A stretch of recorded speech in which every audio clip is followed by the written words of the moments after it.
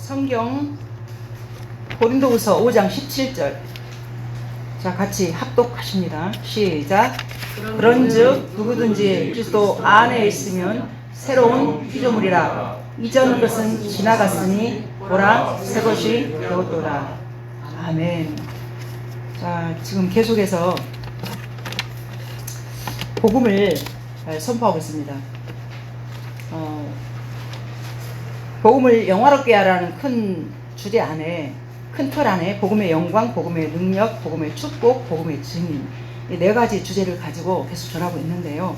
이제 복음의 영광 가운데서 이제 오늘은 복음의 결과, 이제 6강 들어갑니다.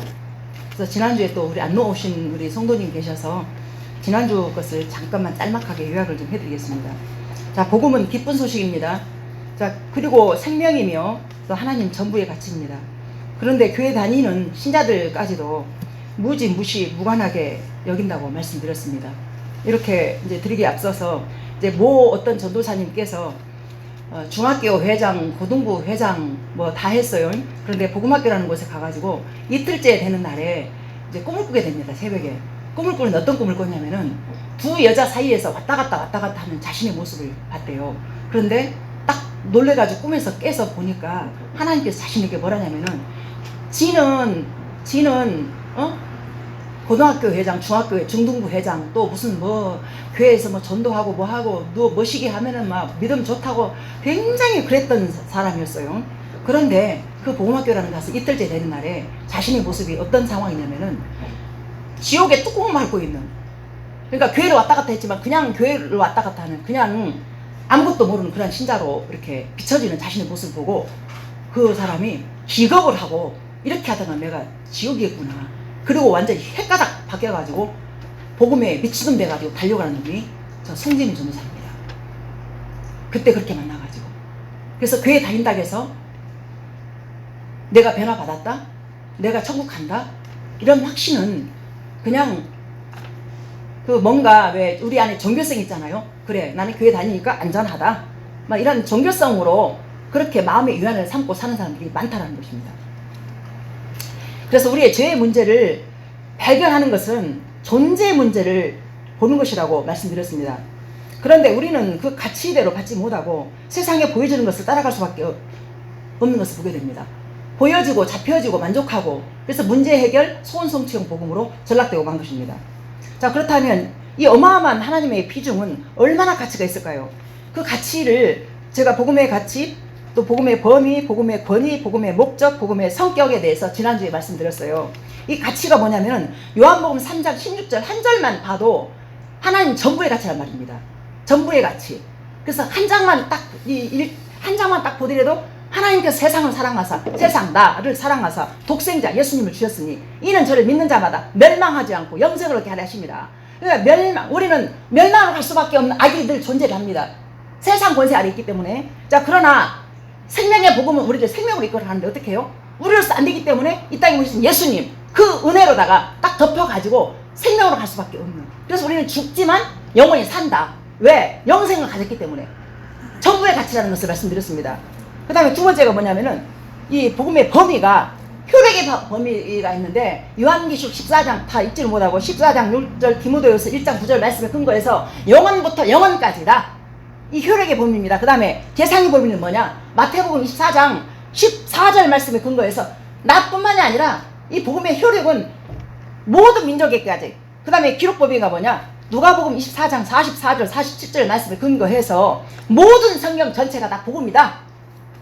그 다음에 복음의 권위가 뭐냐면은 로마서 1장 1절, 로마서 1장 9절, 고린도후서 4장 4절 말씀에 근거해서 하나님의 복음이며 아들의 복음이며 그리스도의 영광의 복음이다. 그래서 성부, 성자, 성령님의 권위를 입은 것이 바로 복음의 능력이다. 이것이 바로 권위다. 그 권위를 우리가 받았다. 그래서 그 권위를 받았기 때문에 우리가 세상에서 잘되고 못되고 이걸로 우리가 나를 판단하지 말고 정죄하지 말자. 그래서 우리가 가진 것은 뭐냐? 예수님 믿는 하나님의 자녀의 권위로 살아가는 그것이 바로 인생의 성공이다. 자, 그 다음에 복음의 목적이 있습니다. 사도행전 10장 36절에 보면은 화평의 복음입니다. 그 다음에 고린도후서 5장 18절 19절 말씀을 근거해서 화목해 하는 복음입니다. 그래서 이 화목해 하는 이 복음을 우리에게 줬는데 어떻게 해요? 화목해 하는 직분을 주시고 말씀을 주셨다. 그러면 이거 어떻게 할 것인가? 화평과 화목의 복음은 나 서 있는 자리에서 질서를 지켜나가면서 자기 부인이 일어나야 되는 것입니다. 자기 누구든지 나를 따라오거든 나를 부인하지 않고서는 내 십자가를 지고 따라와야 된다. 나를 부인해야 된다. 나가 누굽니까? 나는 항상 나 옳고 내가 잘났고 내가 똑똑하고 내 밑에 그냥 아래 있는 사람 그냥 밟아버리면서 다 깨진 거예요. 가정이 깨지고 옆에 사람 깨지고 다 깨진 거예요. 그런 사람은 남을 힘들게 하는 것도 있지만 내가 힘든 거예요. 그래서 화평과 화목의 복음이라는 이 목적이 우리 안에 뚜렷하게 딱 심겨져야 나를 통해서 생명의 복음이 흘러간다. 아멘. 그 다음에 복음의 성격이 있습니다. 사도행전 20장 24절 말씀에 근거해서 은혜의 복음이라고 나와 있습니다. 은혜란 받을 자격 없는 자에게 거저 베풀으신 하나님의 선물입니다. 그래서 이 은혜의 복음이 뭐예요? 나 같은 죄인을 갖다가 하나님께서 은혜로 덮어버렸기 때문에 이 덮어진 그 은혜를 내가 입었기 때문에 어디를 가든지 이 은혜의 복음을 가지고 뭘 따져가지고 싸워서 뭐 될 일이 아니고 내가 덮어야 답이 나오더라 그 말입니다. 내가 덮어서 내 자식도 내 남편도 그래서 이 은혜의 복음 때문에 제가 저 남편을 덮어서 왜? 내 힘 나로서는 안 됩니다. 그러니까 이 쭈바터진 내 마음이 덮으려니까 내가 찢어져가지고 피가 터져가지고 맨날 주저앉아가지고 울고 불고면 했던 그 세월들을 보니까 하나님께서 이 은혜의 복음을 나한테 줬기 때문에 그 은혜가 실제가 되었기 때문에 이 자리에 제가 서 있는 것입니다. 그래서 그 복음을 만나야만이 우리가 인생의 성공이라는 것에 대해서 그래서 절대로 우리가 뭐 어디가 아프다 뭐 어디 뭐 가진 재산도 없다 뭐 돈이 없다 무엇이 어쩐다 뭐가 안 된다 그거 가지고 우리가 따져가지고 주저앉아가지고 그렇게 아프고 힘들게 하지 말자 그 말입니다. 아멘입니까? 아멘. 아멘입니다. 그래서 오늘 이 본문은 이제 고린도후서 5장 17절이에요. 그래서 복음의 가치가 전부의 가치로 왔기 때문에 이 복음을 받으면 어떻게 해요? 바뀔 수밖에 없단 말입니다. 바뀔 수밖에 없는 것이 복음입니다. 그런데 우린 교회 와서 예배드리고 찬양하고 기도하고 다 해요. 새벽기도 다 해요. 그러나 그 사람들 삶을 보면은 밖에 나가서 보잖아요. 아니에요. 그래서 제가 늘 사람들에게 말을 하는 게 뭐냐면 절대 사람 알아보지 마세요. 왜? 사람은 불완전하기 때문에 이 사람이 완전하다고 해서 가까이 하다 보면은 실족해서 주저앉는 때가 많아요. 제가 그 케이스입니다. 참 실족을 많이 했습니다. 뒤통수 많이 맞고. 그러나 하나님께서는 그런 사람은 네가 이렇게 정죄하고 판단해서 미워할 대상이 아니고 사랑의 대상이다. 내가 너를 덮었지 않았느냐? 덮어라. 그러니까 내 마음이 좀 터졌으니까 안 되기 때문에 또 막 그냥 몸부림하는 거예요. 근데 어느 날 또 딱 해서 보면은 또 이뻐 보이고 막 이게 그래서 복음의 능력은 다른 것이 있는 것이 아니라 내 마음 하나 바꾸는 그것이 바로 능력이란 말입니다. 아멘입니까? 아멘입니다. 그래서 이 사도 바울이 이 말씀을 왜 이렇게 단언하는 줄 아십니까? 사도 바울은 다메섹 도상에서 예수님을 만나가지고 다메섹 전에 사도 바울과 다메섹에서 만난 이후에 사도 바울이 완전히 바뀌었거든요. 그러니까 맞다. 내가 새것이 되었구나. 단서가 있어요. 어떻게? 그래서 예수 안에 있어야만이 예수 안에 있어야만이 바뀐다 이거예요. 예수 안에 없으면 어떻게 돼요? 안 바뀌어요. 여전히 여기가 좋사오니 여전히 타협하면서 그렇게 살 수밖에 없는 악이 날마다 나를 이끌어 갑니다.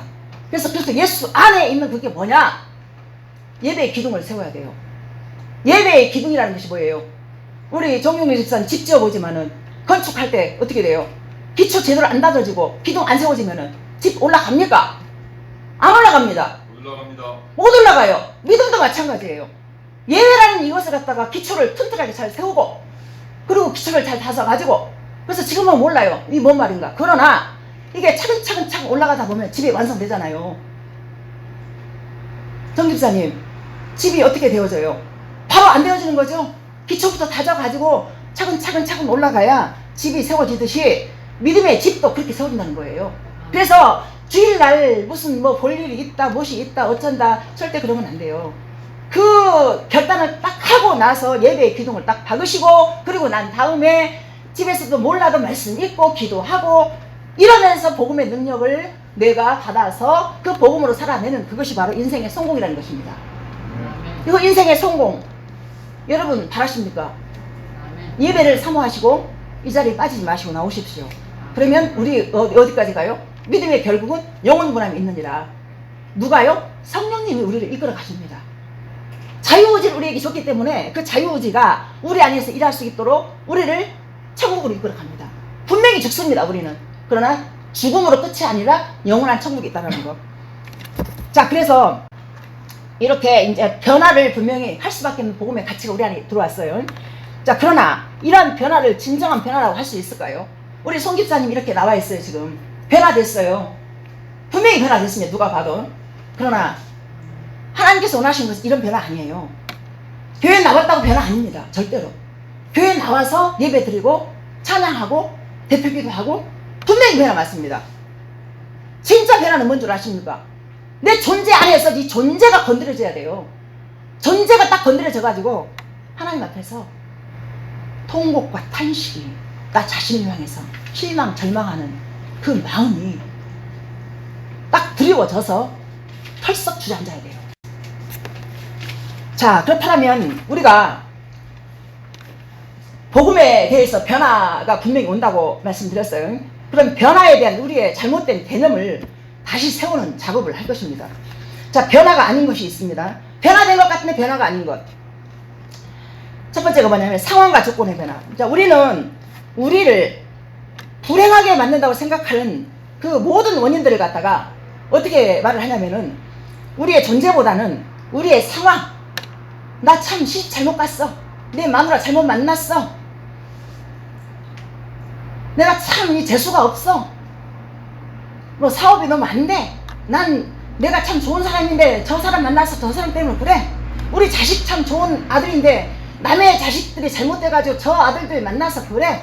계속 내 존재보다는 상황을 들여다보면서 자꾸 자기 변명, 자기 합리화로 나를 자신을 감춰요, 그 데다가. 왜? 나는 잘하고 있으니까. 그러니까 상황만 바라보면서 원망, 불평, 하나님 어디 가버리는 거예요. 자, 그렇게 되고 맙니다. 자, 그렇다면 과연 그런지 성경에서 그 예를 한번 찾아보도록 하겠습니다. 상황과 조건의 변화를 가장 극적으로 경험한 세대가 누구냐면 출애굽한 이스라엘 백성들입니다. 그 이스라엘 백성들이 430년 동안 노예로 얼마나 그 노역을 하면서 하나님 앞에서 얼마나 부르짖고 울부짖고 그 얼마나 많은 고통과 비극을 겪었습니까? 그래서 그들은 이 조건과 상황을 변화시킬 수 있도록 하나님께 부르짖었고 그 응답으로 그들은 노예에서 자유인이 되었습니다. 그리고 바로 왕에서 전지전능하신 하나님으로 바뀌었습니다. 음식을 먹었던 그들, 어떤 음식을? 노예, 대가 그냥 열심히 일하고 열심히 저기에서 나오는 그 음식들 먹었어요. 그리고 그러나 그들이 이제 바뀌었어요. 하나님이 종살이하던 애국 사람 애들을 이스라엘 백성을 이끌어냈습니다. 종살이하면서 먹었던 음식을 먹다가 이제 천상에서 내려오는 만나를 매일 먹었습니다. 그래서 전에는 맞아 죽을까봐 죽음의 고통에 사로잡혀서 날마다 전전긍긍했지만 이제는 구름기둥과 불기둥이라는 이 땅에 그 어떤 존재도 누려보지 못한 하나님의 특별한 보호를 받았습니다. 상황과 조건의 변화가 그들이 원하는 대로 이루어진 것입니다. 상황과 조건의 변화가 이루어졌어요. 자, 그리고 출애굽한 지 2년이 지났습니다. 2년 됐어요. 가데스 바네아라는 곳에 도착했습니다. 그때 거기서 이제 12명의 정탐꾼들을 가나안 땅에 보내요. 40일 정탐하고 돌아옵니다. 그런데 똑같은 그 12명이 갔는데 이제 두 부류를 갈라집니다. 그들의 보고가 극과 극으로 나뉘어진 것인데 10명의 정탐꾼들은 그 땅 거주민은 강하고 크고 견고해서 우리는 마치 메뚜기 같다. 우리는 절대로 그들을 이길 수 없다 라고 보고를 합니다. 그러나 여호수아와 갈렙은 아니다. 반역하지 마라. 하나님은 우리와 함께 하신다. 하나님께서 우리에게 이미 그 땅을 주셨다. 저들은 우리의 밥이다. 여호와께서 우리를 기뻐하시면 우리는 분명히 가서 그들을 이길 수 있다. 자, 그런데요, 이 사람이, 자 보세요, 우리가 부정적인 사람, 긍정적인 사람, 그러니까 믿음이 있는 사람, 없는 사람 한번 이렇게 권사님 한번 생각해 보세요. 부정적이고 믿음이 없는 사람 만나잖아요. 어때요? 마음이 뺏기면서 나도 모르게 부정적으로 바뀌어버리잖아요. 힘이 빠지면서. 그러나 믿음이 있고 긍정적인 사람 만나잖아요. 그럼 또 이렇게 바뀌어요. 그러나 우리는 사단의 권세 아래 있기 때문에 부정적인 사람 만나잖아요. 부정적인 말이 휩쓸려버려요. 그래서 성경에 나와 있어요. 미련한 자를 만나지 말라고. 지혜로운 자와 함께하라는 말씀이 있어요. 잠언에. 자, 그래서 여호수아 갈렙의 말을 듣고 아, 맞아요. 그동안에 우리가 참 하나님께서 10가지 재앙을 통해서 애국 박살내고 그렇게 우리를 이끌어낼 때 그 홍해를 마르게 하시고 마른 땅 건너게 하셔서 맞아. 애국 백성들을 갖다가 그렇게 또 수장시켜 가지고 이렇게 우리가 봤지. 맞아. 우리 여호수아 갈렙 말이 맞아. 이렇게 했으면 얼마나 좋았겠습니까? 아니었어요.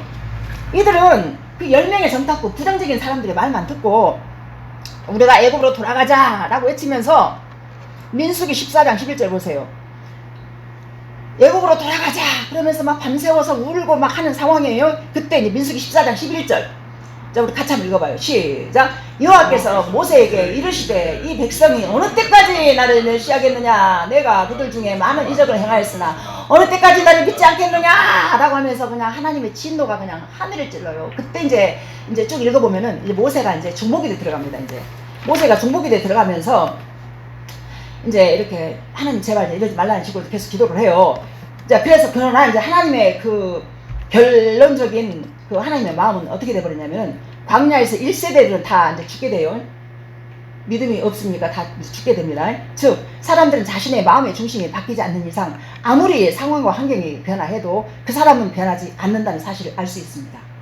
애굽에서 분명히 나와가지고 종에서 면했어. 우리 교회에 왔어. 하나님의 사람 됐잖아요. 그러면 존재가 바뀌어야 되잖아요. 우리는 여전히 애굽에 있는 거예요. 세상이 좋아서 세상 것을 바라보면서 그러나 착각하는 게 뭐냐면 내가 교회 나가고 내가 무슨 뭐 잘하고 이렇게 하고 있으니까 나는 틀림없이 난 천국 갈 것이다 라는 뭔가 자기 확신이 나를 갖다가 이끌어 가는데 아닙니다. 큰일 납니다. 그래서 자유인이 되었고 하나님의 주인이 되는 분명한 변화를 경험했습니다. 자신들의 눈앞에서 펼쳐진 10가지 재앙을 보았고 홍해바다 앞에서 바다를 가르시고 또 건너가게 하셨고 뒤따르는 애국 군대들을 갖다 수장시킨 거 다 보았습니다. 이거는 우리가 영화 한 편을 봐도 영화관에서 그 막 옛날에 히말라야인가 무엇인가 본 것 같아요. 그 막 이게 스키 타고 뭐 하는 거 보면 막 이렇게 그 막 오잖아요. 그러면 막 내가 거기 가 있는 것 같고 막 이러잖아요. 아 근데 전능하신 하나님의 그 능력과 기적을 이스라엘 백성들은 눈앞에서 코앞에서 다 경험한 거예요. 영화만 봐도 우리가 그렇잖아요. 막 감격하잖아요. 근데 그 즉석 바로 눈앞에서 하나님께서 행하신 이적들을 봤음에도 불구하고 그렇게 존재가 안 바뀌더라 이겁니다. 자 우리 또한 분명히 하나님 은혜로 구원받아 몸은 교회에 나와 있어도 우리 마음이 변하지 않으면 이스라엘 백성들처럼 단 한 번도 애굽을 벗어나지 못하는 결과를 맞이하는 것입니다. 이처럼 상황과 조건의 변화는 변화가 아닌 그 마음의 중심이 바뀌어야만 진정한 변화라는 것을 볼 수 있었습니다. 자 하나님은 복음을 우리에게 주신 것은 우리 존재의 변화, 즉 중생의 변화를 원하셔서 복음을 주신 것입니다. 그래서 이제 두 번째가 뭐냐면은 전심이 아닌 진심의 변화. 전심과 진심은 같은 거 같잖아요. 아니에요. 전심은 100%예요. 100% 마음이다. 진심은 사람들이 어떤 일에 집중하고 또 골똘하게 진심으로 행할 수 있습니다. 자, 그런데 이 진심은 그것이 진심이 아니라 다른 곳에서도 진심일 수 있습니다. 이게 뭔 말이냐면 예를 들어 보겠습니다. 자, 교회 나와서 진심으로 예배를 드렸어요.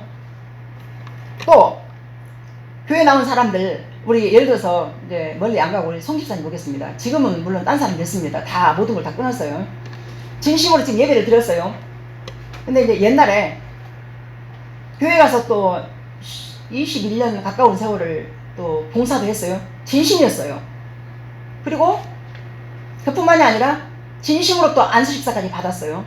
그런데 술 먹는 것도 진심이었고 도박하는 것도 진심이었고 거짓말하는 것도 진심이었고 다 진심이었습니다. 지금 우리 성도님 웃으시는데 성도님 말하는 거 같죠 지금? 어찌합니까? 근데 그걸 인정하면 됐습니다. 인정하는 순간 빛이 들어갑니다. 그런 나를 인정해야 빛이 들어가서 바뀝니다. 아멘. 이왕이면 돌아가지 마시고 즉각 빠져나오십시오. 아멘. 자, 그러나 전심은 그와는 다른 개념을 강조하는 말입니다. 누가복음 18장에 나오는 부자관원의 예를 좀 들어보겠습니다. 이 세상 사람들의 눈이 두려워서 예수님께 직접적으로 나서지 못하는 그러한 시대적인 배경이 있었습니다. 그런데 이 부자관원은 밝은 대낮에 예수님께 찾아와 묻습니다. 선한 선생님이요, 내가 무엇을 하여야 영생을 얻을 수 있나이까?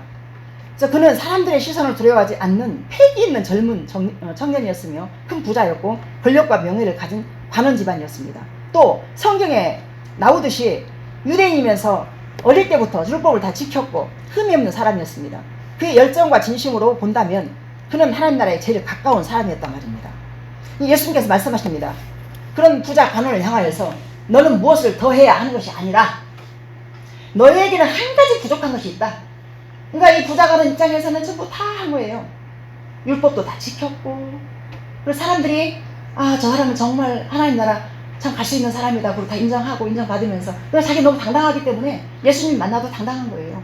근데 그 당시 예수님은 배척을 받았던 분이었기 때문에 그 유대인들은 예수님을 만나는 것에 대해서 꺼리낌이 있었고 또 배척받아요. 근데 이 사람은 너무나 그 당시에 상황이 권위가 있었고 또 부자였고 돈도 많았고 했기 때문에 그 사람을 함부로 무시를 못해. 그러니까 당당하게 나 정도면 내가 하나님 나라 갈 수 있겠구나. 그리고 예수님 찾아온 거예요.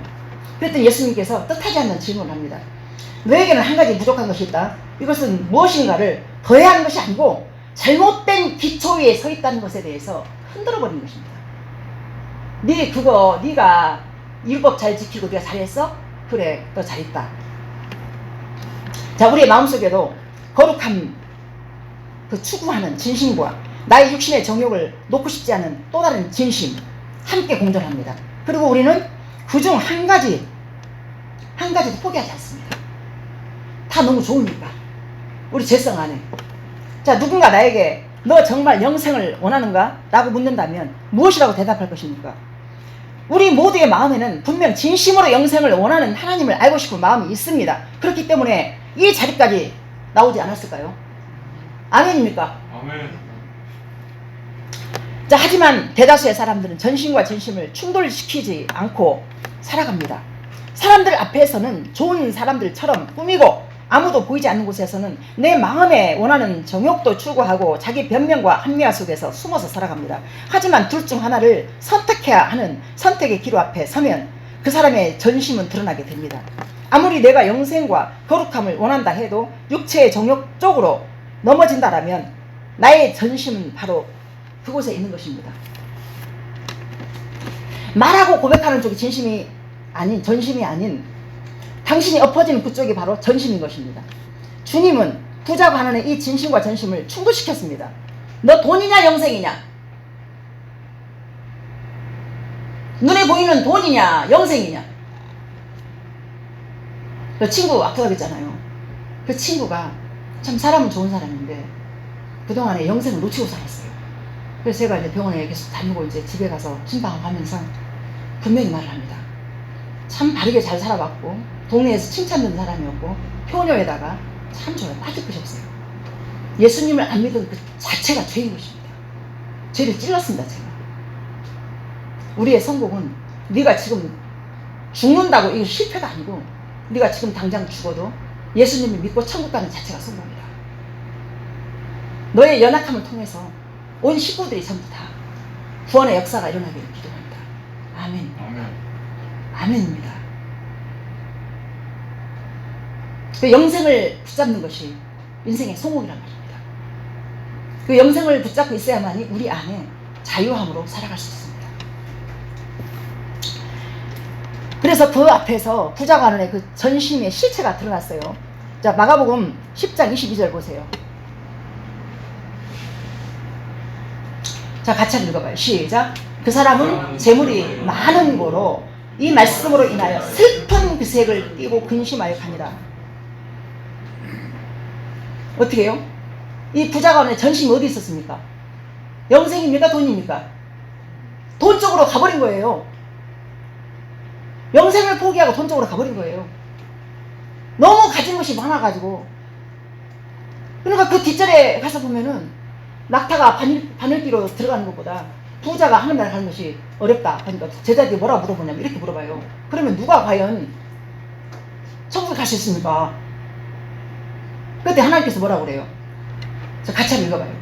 시작. 예수께서 그들을 보시며 이르시되 사람으로서는 할 수 없으되 하나님으로서는 그렇지 아니하며 하나님으로서는 다 하실 수 있느니라. 아닙니다. 부자가 천국 못 들어간다 그 뜻이 아니에요. 네 마음이 어디 있느냐. 돈을 가지고 있어도 많다고 뭐라 하는 것이 아니라 그 많은 돈들을 갖다가 어떤 가치로 쓰며 어떻게 어느 쪽으로 엎어지느냐. 근데 그것을 말하고 있는 거예요. 제자들 입장에서는 헷갈리는 거예요. 아, 저렇게 율법도 지키고 저렇게 잘하는 사람인데 저 사람이 영생을 못 취하고 그냥 돌아갔다? 그러니까 헷갈리는 거죠, 이제. 그러니까 이제 하나님께서, 예수님께서 그걸 상기시킨 거예요. 너희들은 아무것도, 너 다 못해. 그러나 하나님은 할 수 있다. 하나님은 어떻게든 결정해서 할 수 있다. 왜? 하나님 권세안이 있기 때문에 모든 게. 이제 그 말씀입니다. 자, 그렇다면 자, 우리가 이 전심이 아닌 진심만의 변화는 변화가 아닌 것을 부자 가문의 모습을 통해서 살펴봤어요. 자, 그렇다면 우리에게 어떤 변화가 필요한가요? 인간 내면의 변화를, 즉 중심이 바뀐 진정한 존재의 변화가 필요한 것입니다. 자, 그것을 위해서 주님은 우리에게 복음을 주셨습니다. 복음은 우리의 존재를 변화시키십니다. 마태복음 6장 19절에서 21절 보세요. 자, 같이 한번 읽어봐요. 시작. 너희를 위하여 보물을 땅에 쌓아두지 말라. 거기는 좀과 동목이 해하여 도둑이 구멍을 뚫고 도둑질 하느니라. 오직 너희를 위하여 보물을 하늘에 쌓아두라. 거기는 좀이나 동독이 해하지 못하며 도둑이 구멍을 뚫지도 못하고 도둑질도 못하느니라. 21절. 내 보물이 있는 곳에는 내 마음도 있느니라. 24절 볼게요. 자, 같이 시작. 한 사람이 두 주인을 섬기지 못할 것이니 혹 이를 미워하고 저를 사랑하나 혹 이를 중히 여기고 저를 경히 여김이라. 너희가 하나님과 재물을 겸하여 섬기지 못하느니라. 아멘. 자, 돈을 벌지 말라는 게 아니에요. 돈을 벌 때 우리의 주인이 누구인가를 갖다 확실하게 마음 안에 존재의 변화를 딱 일으켜서 돈을 벌어도 세상에서 살자, 그 말입니다. 자, 지금부터는 이제 복음이 가져오는 진정한 변화에 대해서 또 알아볼 것입니다. 자, 진정한 변화가 누구인가? 자, 참 주인이 바뀌었는가? 참 주인이 바뀌었는가? 내가 정말 예수님이라는 주인을 내 주로 모시면서 살고 있는가를 점검해 보겠습니다. 누가복음 9장 23절. 자, 시작. 또 무리에게 이르시되 아무든지 나를 따라오려거든 자기를 부인하고 날마다 제 십자가를 지고 나를 따르시니라. 아멘. 자, 우리 예수님 믿는다고 얘기 왔잖아요. 그럼 예수님이 주인이 됐잖아요. 그러면 어떻게 해요? 항상 이게 우리 안에 죄성이 뭐냐면 깊은 내면 안에 나 옳고 너 틀렸어, 나 중심, 나 가치, 내 오름의 가치들이 이렇게 있는 한 이것이 주변이 화평 화목이 안 일어나요. 맨날 소리만 나는 거예요. 어디 가든 충돌만 일어나는 거예요. 그래서 은혜의 복음으로 덮는 것이 나 부인하는 것입니다. 아멘입니까? 그 다음에 로마서 14장 7절로 9절. 자, 시작. 우리 중에 누구든지 자기를 위하여 사는 자가 없고 자기를 위하여 죽는 자가 없도다. 우리가 살아도 주를 위하여 살고 죽어도 주를 위하여 죽나니 그러므로 사나 죽으나 우리는 주의 것이로다. 이를 위하여 그리스도께서 죽었다 다시 살아나셨으며 곧 죽은 자와 산 자의 주가 되려 하심이라. 아멘입니다. 그러니까 우리의 모든 행동 하나하나가 어떻게 해요? 주의 뜻을 나타내는 거예요. 그러면 우리의 삶 속에서 언행 심사, 그러니까 말이나 행동 모든 것들이 교회에 나왔잖아요. 그러면 맞아, 나는 하늘에 속한 하나님의 나라의 백성으로서 새벽이 속의 성도다. 이제 그것이 이제 이마에 붙는 거예요. 하나님께서 이미 딱 쳐버렸어요. 그러면 어떻게 해요? 거기 합당하게 살아내야 되잖아요. 그래야 나를 통해서 하나님의 이름이 높아지는 거죠. 자, 그렇게 살라는 것이에요. 성도님, 이제 군대 가면 하나님께서 인쳐놓은 하나님의 아들로서 군대 가서 하나님의 도우시는 손길 속에서 안전하게 다누리를 믿습니다. 아멘. 자, 요한복음 10장 27절 보세요. 자, 내 양은 내 음성을 들으며 나는 그들을 알며 그들은 나를 따르느니라. 아멘. 아멘입니다. 이 양의 속성이 뭔지 아세요? 양은 목자가 없으면요 한치 앞을 몰라요. 그래서 구덩이에 빠져버린대요. 그래서 넘어지잖아요. 혼자 못 일어나. 그러니까 우리도 마찬가지예요. 하나님 은혜 안에 있어야만 우리가 넘어졌다가 또 일어나고 하지. 하나님 몇 번을 더 버리잖아요. 그냥 시기차게 빠져 죽는 거예요. 어디 지옥으로 가는 거죠, 그냥. 그래서 하나님의 음성만 듣고 살아가는 것이 양으로서 따라가는 거다. 아멘입니까? 아멘. 아멘입니다. 우리가 그 음성을 듣고 따라가야만이 믿음의 결국은 영혼 구원을 믿느니라 그까지 가는 거예요. 자, 여러분들 모두가 다 스마트폰 있죠? 스마트폰 내 거 있잖아요. 근데 내 것을 갖다 누가 딴 사람이 쓰고 있어. 어떻게 해요? 그 큰일 일이잖아요. 내 스마트폰을 왜 네가 써 하면서 뺏어와야 되잖아요. 내 스마트폰의 참주인이 누구예요? 나잖아요. 내 거니까 나잖아요. 자, 근데 이 주인이라는 것이 바로 이런 것입니다. 그렇다면 당신의 주인은 여전히 나라고 생각하십니까? 아니면 예수님이라고 생각하십니까? 자, 예수님이라고 생각하신다면 아멘 해보십시오. 아멘. 아멘입니다. 여러분의 삶을 움직이는 것은 하나님인가 아니면 여전히 나인가? 우리의 중심이 변화되었다는 것을 알 수 있는 것은 우리가 어떤 생각을 하면 어떤 쪽으로 넘어지는가? 이것이 바로 핵심 포인트인 것입니다. 자, 예수님을 믿는다라고 하는 것은 단순하게 교회의 멤버가 되는 것이 아닙니다. 예수 그리스도가 나의 주인이 되셨다는 고백인 것입니다. 죄인의 가장 큰 특징은 뭐냐면 예수님 없어도 스스로 살 수 있다고 말하고 생각하며 살아갑니다. 그것이 가장 비참하고 저주받은 인생인 것을 알지 못한 채 말입니다. 우리 성도님 한번 여쭙겠습니다. 하나님 없이 마음대로 살아왔던 그 인생이 마음에 꽉 차고 좋았습니까? 할 때는 모르지만 하고 나면 공허하고 허망하고 후회되고. 김유수 성도님 어떻습니까? 그런 마음 있죠? 그러나 예수님을 믿으면 마음이 꽉 찹니다. 가지지 않았어도 마음이 차고요. 뭔지 모를 기쁨이 있고요. 뭔지 모를 평안함이 있고요. 뭔지 모를 이렇게 만족함이 있어요. 하나님이 주시는. 그래서 너희에게 내가 평안을 주는 것은 세상이 주는 것 같지 않다. 그래서 누구든지 나한테 와라. 죄인들아 와라. 그래서 우리 같은 죄인이 예수님의 은혜가 필요한 것이지, 내가 잘났다 잘났다 나 잘하고 있다 이 의인에게는 십자가의 은혜가 필요가 없는 거예요. 왜? 내가 다 잘하고 있는데. 그래서 하나님께서 저를 그런 걸 두신 거예요.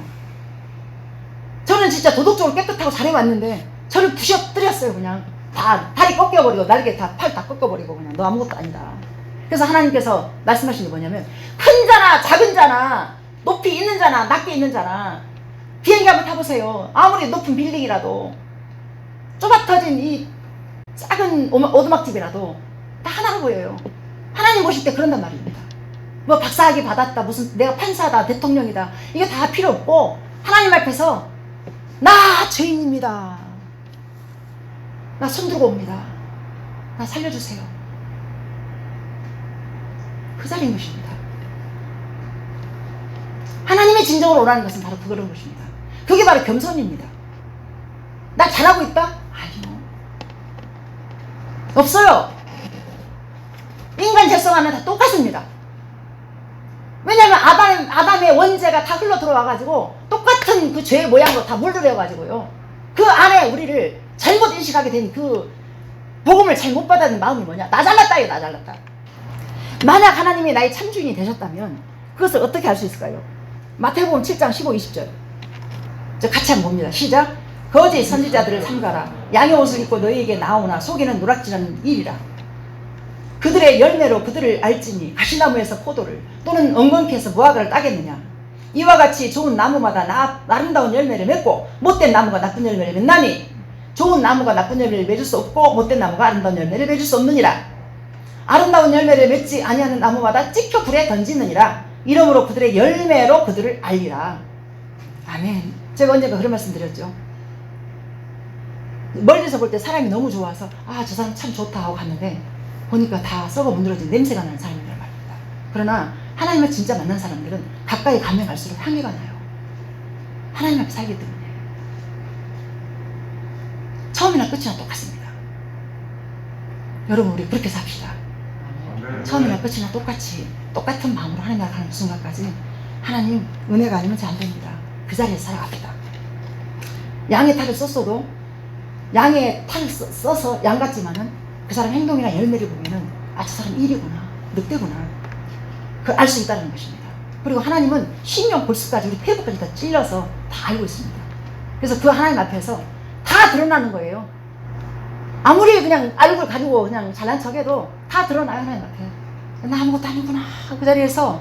그래서 옆에 있는 내 남편, 내 아내, 또 내 자녀, 내 부모, 그래서 하나님 나라 가치가 내 서 있는 곳에서 그 생명이 흘러가서 그 주변이 화평과 화목의 복음으로 하나 되어서 행복한 누림이 있는 그런 복된 삶을 살아가는 거예요. 자, 그럼 더 구체적으로 생각해 봅시다. 내게 주어진 시간 어떻게 사용하고 계십니까? 자, 무엇에 초점 집중하며 삶의 우선순위가 무엇입니까? 우리는 모든 순간들을 선택의 연속을 경험하며 살아갑니다. 그 선택의 모든 순간과 기준들을 점검해 보시기 바랍니다. 나의 직장, 나의 배우자 등 많은 것들을 결정할 때 그냥 자연스럽게 나의 이상형을 맞춰서 며느리를 봐야 되고 또 사이를 봐야 되고 하는 기준들이 있잖아요. 믿음이 있고 아무것도 없어. 그러면 그런 사이 보고 싶겠습니까? 솔직하게 어렵죠. 믿음이 있고 돈도 있고 얼굴도 이쁘고 건강하고 막 이런 사람이 딱 나타났을 때 그때 마음에 흡족함이 있지. 믿음은 너무 좋은데 가진 게 아무것도 없어. 그러면은 너 가면 고생해 이렇게 돼버려요. 믿음이 세상을 이깁니다. 세상을 이기는 것은 믿음이지 결코 돈이 아닙니다. 저기 내가 마지막 마무리하면서 제가 존경하고 사랑하는 권사님 계시는데 그 동생이 몇 년 전에 수년 전에 돌아가셨어요. 근데 그 동생이 돈이 참 많았어요. 근데 그 돈 때문에 아주 돈의 노예가 돼가지고 이제 마지막 숨이 깔딱깔딱해요. 근데 그 상황에 제가 이제 갔습니다. 그 집사님한테 내가 집사님 이제 말을 못해요. 췌장암으로 이제 돌아가시는데 말을 못하고 고통에 찌들어가지고 하고 있어요. 근데 제 말이 들리기 때문에 이제 물어봅니다. 집사님 말은 못하셔도 하나님은 다 보고 계시고 듣고 계시니까 제 말 잘 들으세요. 들리면 끄떡 하세요. 그러니까 끄떡해. 집사님 지금 제일 걱정되는 게 뭐가 있으세요? 그러니까 제가 먼저 그랬어. 아이들 걱정되지요? 그러니까 어떡해. 자 그러면 아이들에게 집사님 돈이 필요가 있다고 생각하십니까? 하니까 또 끄떡 하더라고요. 제가 그렇게 말했습니다. 집사님 가지고 있는 돈 가지고 있는 집사님이 모든 것들이 아이들에게 물론 잘 주어서 잘 살 거라고 생각하십니까? 또 끄떡 하더라고요. 제가 바로 그 말을 꺾었습니다. 어떻게 말했냐면은 집사님 먼저 하나님 앞에 죄인인 것을 마음으로 기도해 보세요. 그리고 요한계시록 19장에 보면 어린 양의 혼인잔치에 집사님을 초대하는 예수님의 손을 잡으십시오. 그 세마포 옷을 입으려면 몸도 마음도 깨끗해야 그 옷을 입고 예수님의 신부가 되지 않겠습니까? 그랬더니 눈물을 툭 흘리면서 툭 하더라고요. 아멘 하더라고요. 집사님 마지막으로 집사님께서 아이들에게 줄 수 있는 것이 뭔 줄 아십니까? 아니요. 집사님 가지고 있는 돈 아이들에게 물론 필요하죠. 진짜 필요한 것은요. 집사님 회개하시면서 우리 아이들 그 원실 속에 화초처럼 돈이 많으니까 그렇게 키웠던 이 아이들이 집사님 끝까지 못 지켜내고 지금 먼저 하는 나라 가잖아요. 그러면 이 아이들을 누가 지켜야 되겠습니까? 하나님이 지켜줘야 됩니다. 했더니 딱 하면서 눈물을 툭툭 흘리더라고요. 집사님 아이들을 위해서 다른 것 구하지 마세요. 꼭 만나주시고 믿음 달라고 기도하십시오. 믿음으로 세상을 이겨낼 수 있도록 그 기도를 꼭 하십시오. 그랬더니 아멘 하면서 그렇게 울더라고요. 그래서 제가 이제 그 자리에서 축복기도 해주고 새 하늘과 새 땅이라는 그 예루살렘에 대해서 거기는 더 이상 눈물도 고통도 아픔도 슬픔이 없는 그곳에서 세마포 옷을 준비하시고 기다리신 예수님, 그 예수님의 신부가 되어서 집사님 앞으로 행복하실 거예요. 이제 그러고 기도해주고 왔습니다. 이제 그날 밤에 이제 권사님의 언니가 전화가 왔어요. 소리를 막 지르면서 흥분하는 거예요. 왜? 그랬더니 그 권사님이 그때 저 강도사에 있을 때 강도사님 기적이 일어났습니다. 왜요? 내 동생이 저 강도사님 왔다 가시고 얼마 안 있어가지고 고통하면서 찌들었던 그 얼굴이 갑자기 입에 기에 걸리면서 승리의 V자를 딱 그리면서 이렇게 말을 하더래요. 나 천국 간다. 천국 간다. 그때가 53살이었어요. 여러분 천국 간다. 천국 간다. 그리고 그 다음날 신입교회 목사님 부부가 와서 이제 임종이 얼마 안 남았어요. 임종 예배를 드리려고 하는데 그 목사님이 깜짝 놀래더래요. 누가 왔다고 하냐고. 준비가 다 됐다고. 천국 갈 준비가 다 됐다고. 이렇게 말을 하더래요. 그래서 왜 이런 일이 가능한가? 저는 천국이 실제입니다. 지금 당장 저 하나님 나라 가더라도 확신 있는 믿음이 내 안에서 지금까지 살게 하셨고 앞으로도 살 것입니다. 여러분 인생의 성공 뭐 별거 있습니까? 물론 돈 많이 갖고 싶습니다. 좋은 집에 살고 싶습니다. 그러나 이것은 일시적이고 부분적이고 상대적인 것입니다. 다 썩어 없어질 것들입니다. 영원한 하나님 나라의 가치를 바라보면서 일이 좀 안 되어져도 괜찮아요. 좀 몸이 아파도 괜찮아요. 예수님을 제대로 만나는 그 자체가 바로 인생의 성공인 것을 깊이 있게 인정하시고 인식하시면서 그렇게 사시는 여러분들과 제가 되기를 간절히 소망합니다. 아멘. 자, 기도합니다. 자, 하나님 아버지 감사합니다. 이렇게 하나님 나라의 전부의 가치가 우리의 심령 가운데 있음에도 불구하고 여전히 눈에 보이지는 그 어떠한 게 때문에 슬퍼하고 또 힘들어하며 아파하는 그런 마음들이 너무나 많습니다. 이 모든 것들을 불쌍히 여겨주셔서 하나님께서 인정하시고 하나님께서 받으시는 그러한 원함의 자리에서 순종의 발걸음을 힘있게 걸어갈 수 있도록 축복하소서. 하나님 나라 가치답게 살아가는 우리 모두가 되게 하소서. 모두가 다 하나님 눈에 보여지는 사업도 안 되고 또 힘겹고 어려운 시절을 지내고 있는 이 시점에서 이 복음의 능력이 하나님 아버지 우리를 발끝부터 머리끝까지 다 삼켜버리셔서 하나님 나라로 보쌈해가는 그 은혜 속에 거할 수 있도록 축복하여 주시옵소서. 하나님 오늘도 힘들고 어려운 세상 살아가면서 이렇게 귀한 물질을 들고 온 우리 성도님들 기억하시고 하나님 그들의 가정과 직장과 사업장에 다른 그 어떤 복보다 복음의 능력이 실제가 되는 축복이 임하게 하여 주시옵소서. 하나님 그 복으로 인해서 그 은혜로 인해서 날마다 그 은혜 때문에 기뻐하고 그 복음의 능력 때문에 감사하면서 하루하루를 이 힘겨운 세상을 이기신 주님 바라보면서 살아낼 수 있도록 도와주십시오. 감사드리며 예수님의 이름으로 기도합니다.